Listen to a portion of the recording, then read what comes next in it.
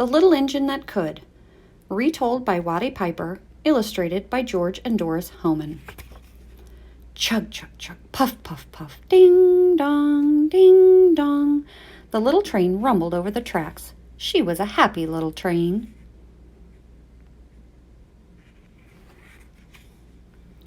For she had such a jolly load to carry.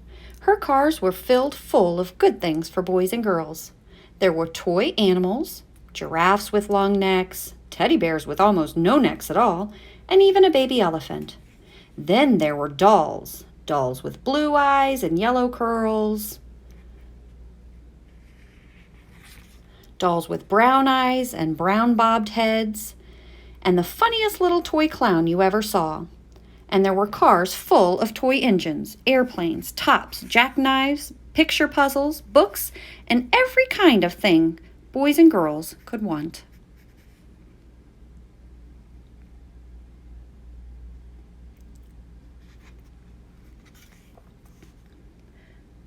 But that was not all. Some of the cars were filled with all sorts of good things for boys and girls to eat.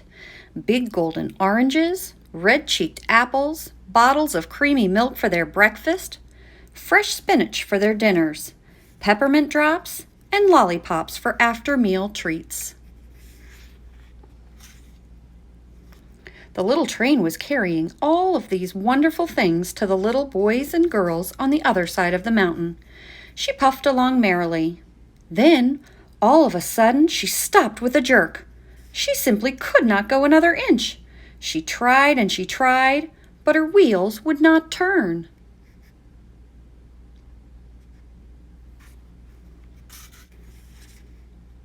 What were all the good little boys and girls on the other side of the mountain going to do without the wonderful toys to play with and the good food to eat? "Here comes a shiny new engine," said the funny little clown who jumped out of the train. "Let us ask him to help us." So all the dolls and toys cried out together.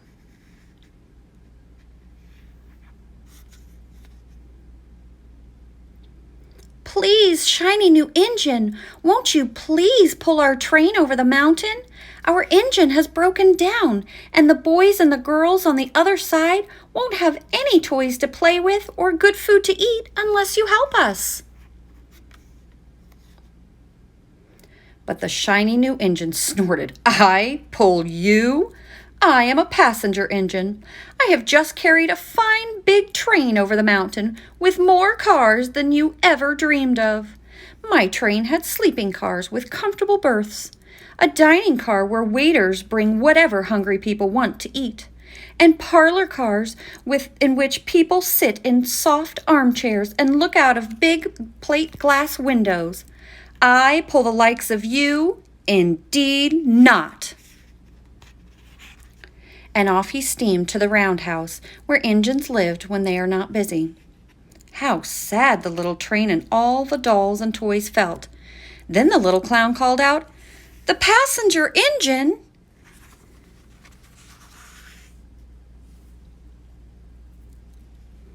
"He is not the only one in the world. Here is another engine coming. A great big strong one. Let us ask him to help us." The little toy clown waved his flag and the big strong engine came to a stop. "Please, oh please, big engine," cried all the dolls and toys together. "Won't you please pull our train over the mountain? Our engine has broken down and the good little girls and boys on the other side won't have any toys to play with or good food to eat unless you help us." The big strong engine bellowed, "I am a freight engine. I have just pulled a big train loaded with big machines over the mountain. These machines print books and newspapers for grown-ups to read. I am a very important engine indeed. I won't pull the likes of you." And the freight engine puffed off indignantly to the roundhouse. The little train and all of the dolls and toys were very sad. "Cheer up," cried the little toy clown. "The freight engine is not the only one in the world. Here comes another. He looks very old and tired, but our train is so little, perhaps he can help us." So the little toy clown waved his flag, and the dingy, rusty old engine stopped. "Please, kind engine," cried all the dolls and toys together, "won't you please pull our train over the mountain? Our engine has broken down, and the boys and girls on the other side won't have any toys to play with or good food to eat unless you help us." But the rusty old engine sighed. "I am so tired. I must rest my weary wheels. I cannot pull even so little a train as yours over the mountain. I cannot, I cannot, I cannot." And off he rumbled to the roundhouse, chugging, "I cannot, I cannot, I cannot." Then indeed the little train was very, very sad, and the dolls and toys were ready to cry. But the little clown called out, "Here is another engine coming, a little blue engine. A very little one, but maybe she will help us."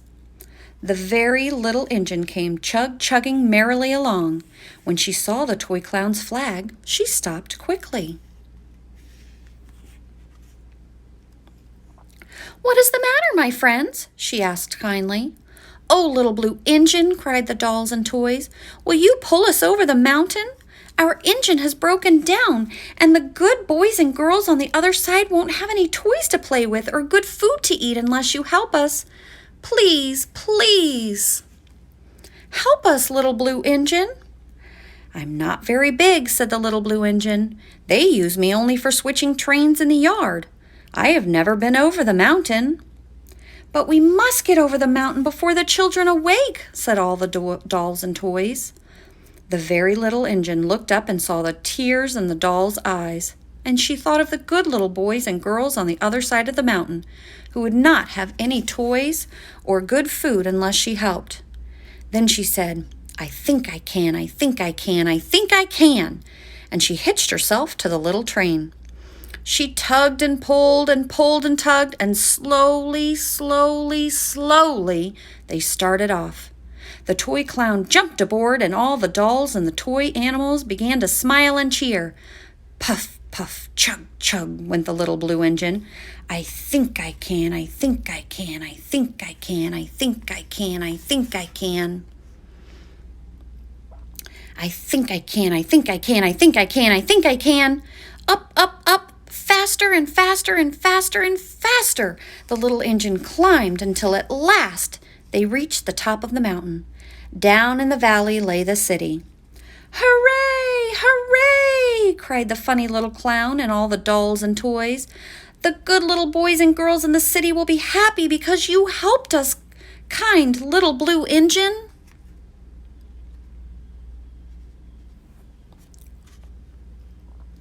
And the little blue engine smiled and seemed to say, as she puffed steadily down the mountain, "I thought I could, I thought I could, I thought I could, I thought I could, I thought I could, I thought I could."